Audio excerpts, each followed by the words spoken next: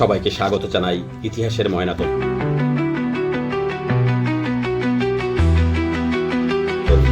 আজকের বিষয় প্রধানমন্ত্রীর চীন সফর ও অভিমানী প্রেয়সীর প্রেমপত্র। আলোচনা শুরু করা যাক।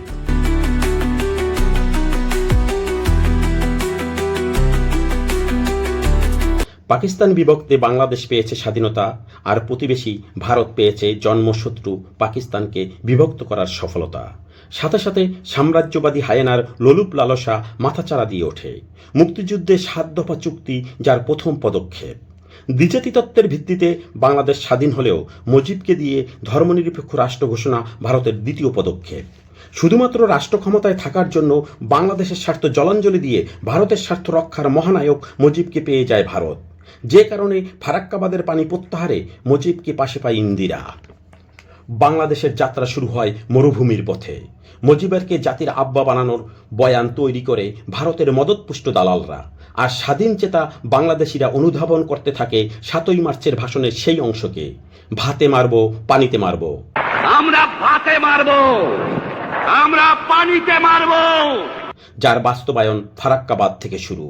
সর্বশেষ একদলীয় শাসন ব্যবস্থা ও মুক্তিযুদ্ধে নেতৃত্ব দানকারী সেনাবাহিনীকে কোণঠাসা করে ভারতীয় মেজরদের নেতৃত্বে শুধুমাত্র মুজিব বাহিনী দিয়ে ভারত সৃষ্টি করে রক্ষী বাহিনী। শুধুমাত্র ভারতের ফাই ফরমায়েশ পালন করতে যেয়ে মুজিব হয়ে ওঠে বাংলাদেশিদের অস্তিত্বের শত্রু, যার পরিণাম ১৯৭৫-এর ১৫ই আগস্ট। দেশ চলে আসে মুক্তিযোদ্ধাদের নিয়ন্ত্রণে। দিল্লির বারাভাতে পড়ে ছাই। ভারত এবার পায় আর এক সেবাদাসীকে, যাকে শুধুমাত্র ক্ষমতায় রাখার বিনিময়ে এদেশকে বানায় ভারতের কলোনি। ভারতের সিংহভাগ রেমিটেন্স চায় বাংলাদেশ থেকে। ২০০৯ সাল থেকে ২০২৪ সালের ৫ই আগস্ট পর্যন্ত আত্মস্বীকৃত স্বামী স্ত্রীর মতো ভারত বাংলাদেশকে ব্যবহার করেছে। গুম, খুন, হত্যা, পিলখানায় ভারত রৌমারি বুড়িমারি ট্র্যাজেডির চরম প্রতিশোধ নিয়েছে দিল্লির সেবাদাসীর সহযোগিতায়। নির্বাচন ব্যবস্থা পাঠিয়েছে নির্বাসনে। বাংলার আপামর জনগণ ভারতের স্নাইপার সহ প্রশাসনের বুলেটের সামনে বুক চিতিয়ে আন্দোলন করায় দিল্লির দাসী অবশেষে জীবন নিয়ে ভারতে পালায়। অভিমানী প্রেয়সীর ন্যায় ভারত বাংলাদেশের ভিসা স্থগিত করে। সাথে সাথে থাইল্যান্ড ও চীন ভিসা সহজীকরণ করে। বাংলাদেশিদের অভাবে প্রতিবেশী প্রদেশগুলোর অর্থনীতি প্রবেশ করে কফিনে। শুরু হয় প্রদেশে প্রদেশে মরাকান্না। পেঁয়াজ বন্ধ করায় বাংলাদেশ পেঁয়াজ উৎপাদনে স্বয়ংসম্পূর্ণ হলেও ভারতের কৃষকরা পেঁয়াজ বিক্রি না করতে পেরে রাস্তায় ঢালে। বাংলাদেশ ভারতের বিদ্রোহীদের ভারতে হস্তান্তর করলেও ফ্যাসিস্ট খুনি ও মাফিয়াদের ভারত রেখেছে জামাই আদরে। ভারতীয় মুসলমানদের জোরপূর্বক বাংলাদেশে পুশ ইন করলেও বাংলাদেশ থেকে পলাতক মাফিয়াদের দিয়ে বাংলাদেশ সৃষ্টি করছে ফ্যাসাদ। চট্টগ্রামে ইসকন কাণ্ড, আরএসএসের সৃষ্টি, আওয়ামী চৈতালির প্রদেশের দাবি, ৮১ ফুট রাম মূর্তি।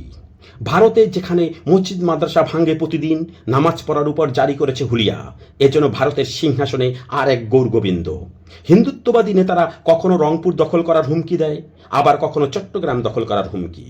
কখনো বলে ইরান ধ্বংসের পর বাংলাদেশ পাকিস্তান দখল করে নেবে। অবস্থা দৃষ্টিতে মনে হয় বর্গী ডাকাত শিবাজি ভারতের প্রতিটি হিন্দুত্ববাদী নেতার ঘাড়ে ভর করেছে। বাংলাদেশে বসবাসকারী কোটি কোটি ভারতীয় দালালদের মুখপাত্র চৈতালি ও গোবিন্দচন্দ্র প্রামাণিক এদের ব্যতিক্রম নয়। অবস্থা দৃষ্টিতে মনে হয় বাংলাদেশে মোদির ৬ বৃহত্তর বিভাগীয় শহরে অবস্থিত ইসকন মন্দির যেন একটা ফোর্ট উইলিয়াম দুর্গ। বাংলাদেশ সরকারের উচিত অনতিবিলম্বে এগুলো বন্ধ করা। অভিমানী প্রেয়সী ভারত যখন কোনো ক্রমে বাংলাদেশকে বগল দাবা করতে পারছে না, তখন বাংলাদেশের আকাশে পাঠালো ভারতের মিসাইল। ১২টি পারমাণবিক বোমা স্থাপনের ঘোষণা দিল। বাংলাদেশ যেন মেঘনাদ বধ মহাকাব্যের সেই উক্তিটি উচ্চারণ করল, আমি কি ডরাই সখী ভিখারি রাগবে। হিন্দুত্ববাদীদের পিতৃভূমি ও বিশ্ব মোড়ল যখন ইরানের কাছে নাকানি চুবানি খেয়ে হরমুজ প্রণালীর পানি মাপছে, তখন তুরস্ক বাংলাদেশের সাথে ড্রোন কারখানার চুক্তি করল। অভিমানী এবার তার বাবার দেশ এর কূটনীতিককে দিয়ে বলালো বাংলাদেশ পাকিস্তানে হামাস আছে। বাংলাদেশ সরকার এর উপদেষ্টার সাথে ইমিগ্রেশন অফিসারের বেয়াদবির প্রতিবাদ করে মন্ত্রীর পদমর্যাদায় উপদেষ্টা ফিরে এসে বাংলাদেশে অবস্থিত ভারতীয় হাইকমিশনকে তরফ করে। ওইদিকে দীনেশ ত্রিবেদী সকল প্রকার শিষ্টাচার ভঙ্গ করে বেনাপোল থেকে পায়ে হেঁটে প্রবেশ করে। ভারতের ১৪০ কোটি ও বাংলাদেশের ২০ কোটি, মোট ১৬০ কোটি এক করে এক রাষ্ট্র করার ঘোষণা দেয়, যা দেশদ্রোহিতার শামিল। বাংলাদেশ ইমিগ্রেশনের অফিসাররা অভদ্র হলে ত্রিবেদীকে গরু পাচারকারী সন্দেহে বন্দী করার যথেষ্ট কারণ ছিল। যাই হোক, পাকিস্তান যখন বঙ্গোপসাগরে সাবমেরিন হাঙ্গর মোতায়েনের ঘোষণা দেয়, চীন যখন রোহিঙ্গা সমস্যা সমাধানের ঘোষণা দেয়, প্রতিরক্ষা চুক্তি ও 24টি জেটেন্সি বিমান হস্তান্তর, তিস্তা ফারাক্কা সহ পানি সমস্যার সকল সমস্যা সমাধানের ঘোষণা দেয়, বাংলাদেশের পাশে থাকার অঙ্গীকার করে, তখন অভিমানী প্রেয়সীর মমতাজের সেই গান ফাইট্টা যায় বুকটা ফাইট্টা যায় গাওয়া ছাড়া আর কোনো উপায় থাকে না। ফাইট্টা যায় বুকটা ফাইট্টা যায়, ফাইট্টা যায় বুকটা ফাইট্টা যায়, বন্ধু যখন বলল আয় আমার চোখের। বাংলাদেশের প্রধানমন্ত্রী যখন চীনের লাল গালিচায়, অভিমানী ভারত ত্রিবেদীকে দিয়ে প্রেমপত্র পাঠ করাচ্ছে। ফ্যাক্ট ভিসা চালু। যে থিঙ্ক ট্যাঙ্ক রংপুর দখল করার ঘোষণা দেয়, সে ঘোষণা করল পশ্চিমবঙ্গ 11,000 কোটি টাকা কেন্দ্রের মাধ্যমে বাংলাদেশকে দেবে তিস্তা ব্যারেজ বাস্তবায়নে। অবস্থা দৃষ্টে মনে হয় বাংলাদেশের এখন ওই গান, যাকে হাত দিয়ে মালা দিতে পারো নাই কেন মনে রাখো, যারে হাত দিয়ে মালা দিতে পারো নাই কেন মনে রাখো তারে।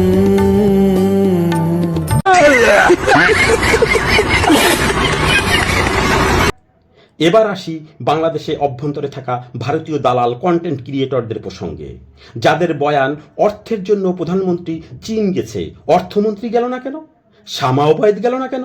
অবস্থা দৃষ্টে মনে হয় 5ই আগস্ট পূর্ববর্তী সময়কে ওনারা ভুলতে পারেনি।